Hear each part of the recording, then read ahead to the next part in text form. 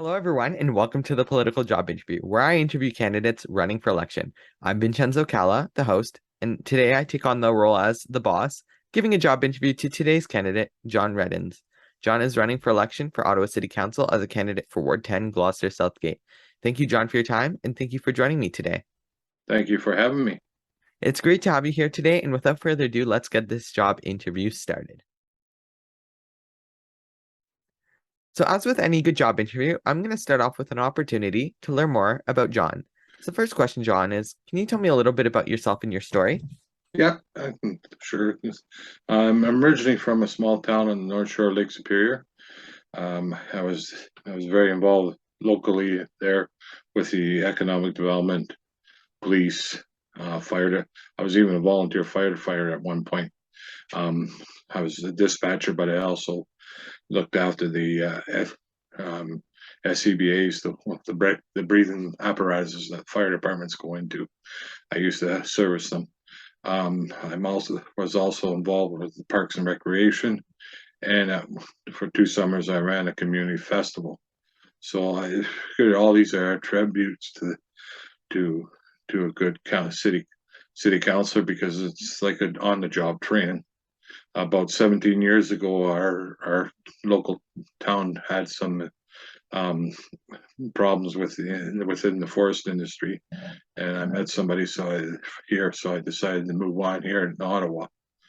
In about 2010, I was had before 2010 I was employed as an automotive parts manager with the Saturn dealership in in the East End, and was part of the bankruptcy. And then I started having physical ailments with both my hips. I decided to get a membership and started working out. And the next morning, I couldn't even move. My left hip had no cartilage; it was bone on bone. So I decided to. I was bedridden for days on end, and that's when um, I was stuck on a waiting list for a hospital. So that's how I got politically involved here in Ottawa. Uh, but then I also saw things once I started going on transit with paratransport. I seen the issues, and I decided to move forward on that. I didn't see there was not much of a voice pushing for for equity for people with disabilities in the city, so I decided to use my voice. And after all, former MPP told me that. He was the Speaker of the House at one time when Premier Bill Davis was Premier, was Jack Stokes. He told me, if you have a voice, use it. I used to deliver newspapers to his place, so it was yeah. I got to know that kind of thing, and being a newspaper carrier, you learn to be a small business person, how to budget and what incur expenses and that. So I basically have a lot of training. Biggest one was here in Ottawa for the last 17 years, since 2010 again. Um, I was just involved in trying to make transit better for people with disabilities in the city. There's constant issues. We had an issue where everyone in the call center, we had to book the day before, and all the customer service staff at one point quit. So we were stuck on the phone for 4 to 6 hours a day trying to book for an appointment for the next day. So we had to do something about it, and I sent an email off to my local to the vice chair of the transit commission, and he was able to set up a meeting that I can go in and meet the senior management team at OC Transport and see what we can do to get it done. I invited two other individuals, Sally Thomas and Ryan Lithell. They're very strong advocates as well, and that's where it all began about 2019. And I sat through city council transit commission meetings that were 5 to 8 hours long just to get just to just to get my voice across to for transit issues. I use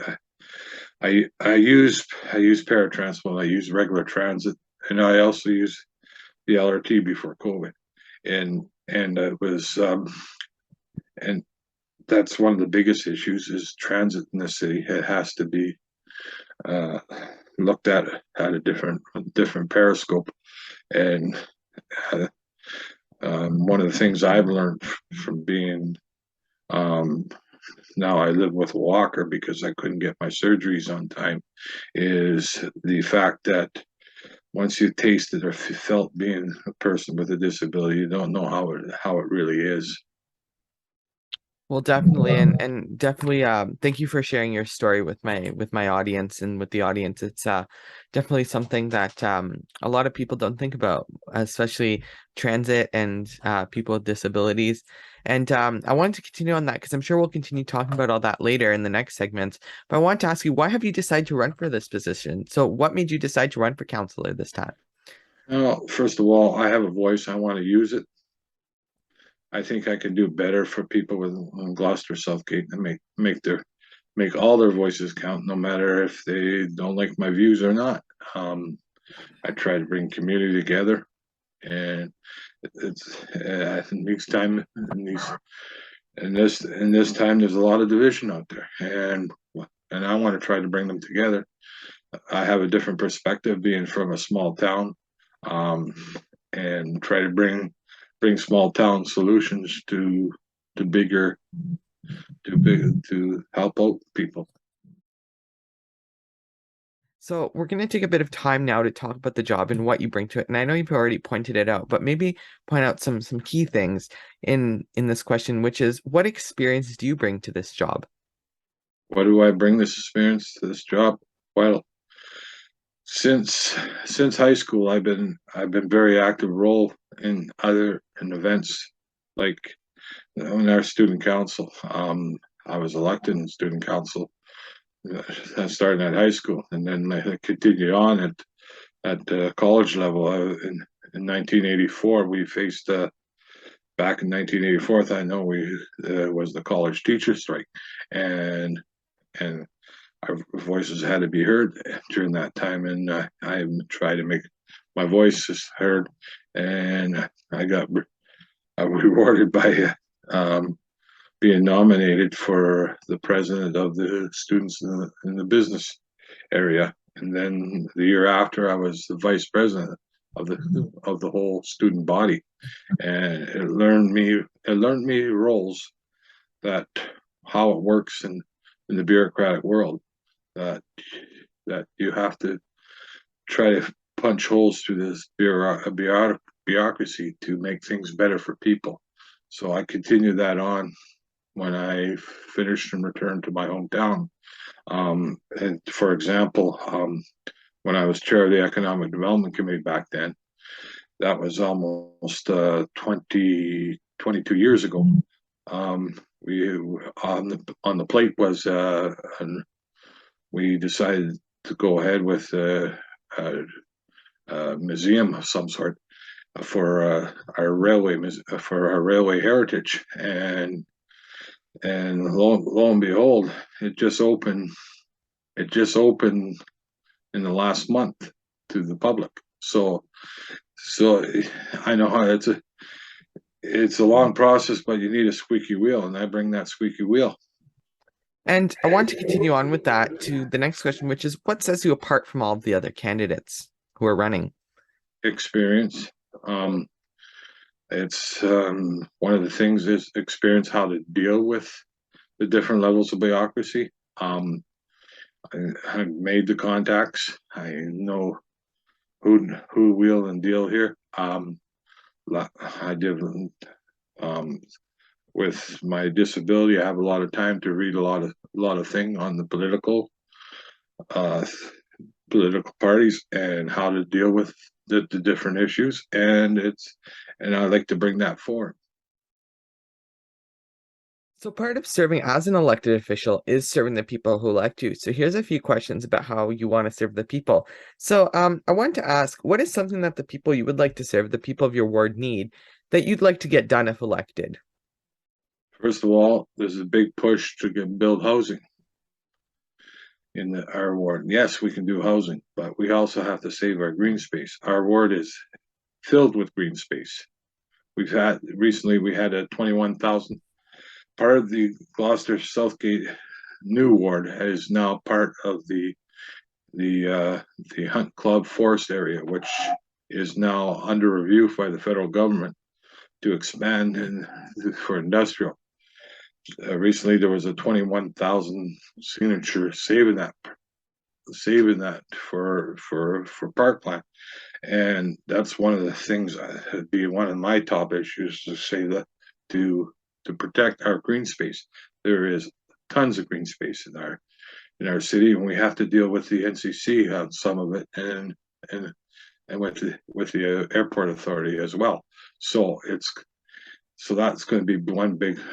Second thing is transit. The way transit's going in this city is we're punishing ourselves. If we're trying to save $1, we're actually punishing ourselves to try to improve customer service. Yes, we're a growing city, but we can't cut service. We have to have a maximum service in this city, and that includes all three. LRT. We have to look at whether we keep the P3 or we keep feeding the lawyers to keep LRT running.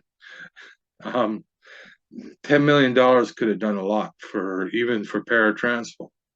Right now, they're telling telling us customers that we have to live with the buses that we have. Some of those buses are on their last legs.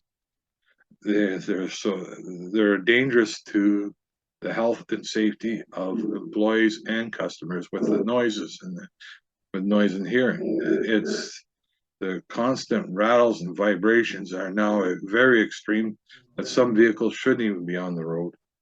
The other factor is that regular transit is really hurting right now. And we got to stop punishing the bus drivers and improve the service of our system. And we can't live. We got to look at creative ways, not ideas that will punish the drivers. We have to look at good ways that achieve a common goal of good service and good quality and good quality customer service. That's all I have to say for that. And with the paratransport issue, we really want transit equity. I'm tired of saying I can't go for a beer with for example, I don't drink very seldom, but if something comes up, a friend wants me to go out for a drink after a game. I have no option. I have to take that bus. If you're a regular transit user, you have options.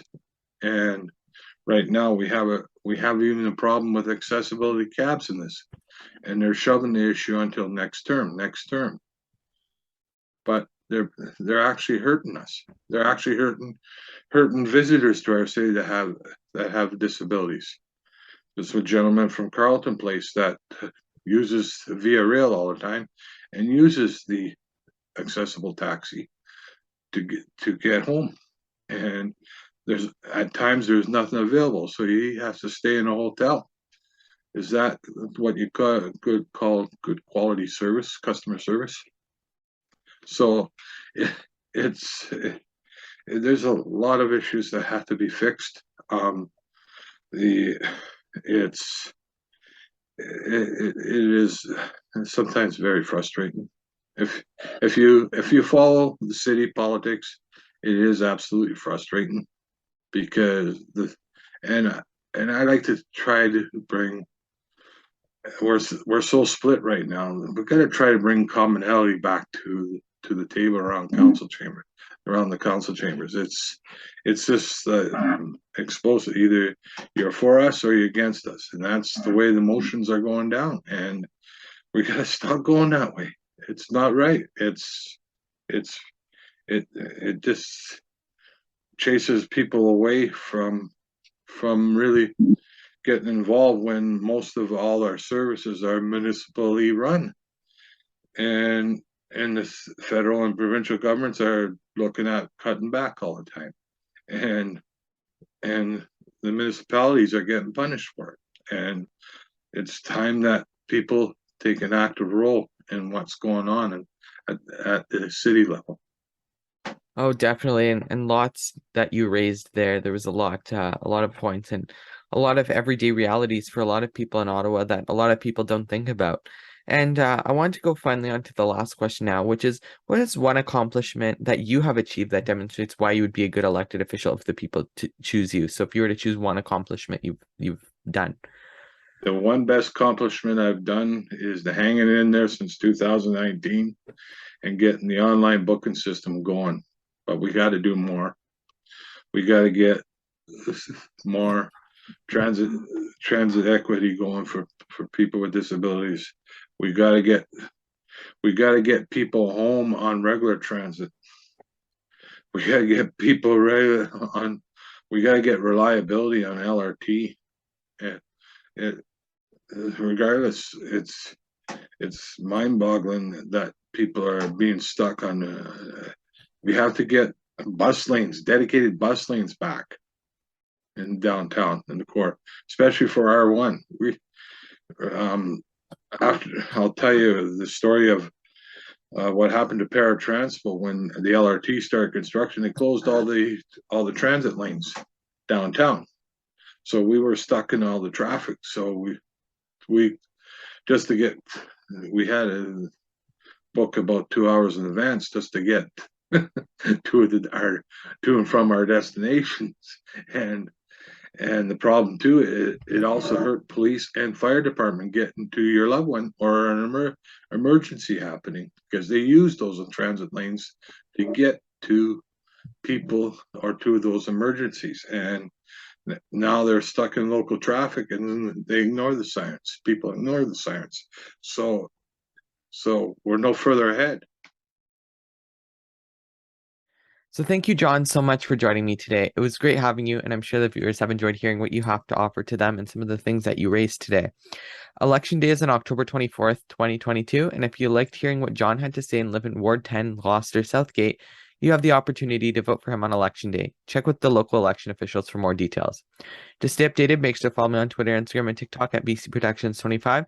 Check out my website, vincenzocalla.com, and make sure to like, subscribe, and choose to get notifications here on YouTube. The political job interview is a VCalla production, so until the next video, I'm Vincenzo Calla, signing out.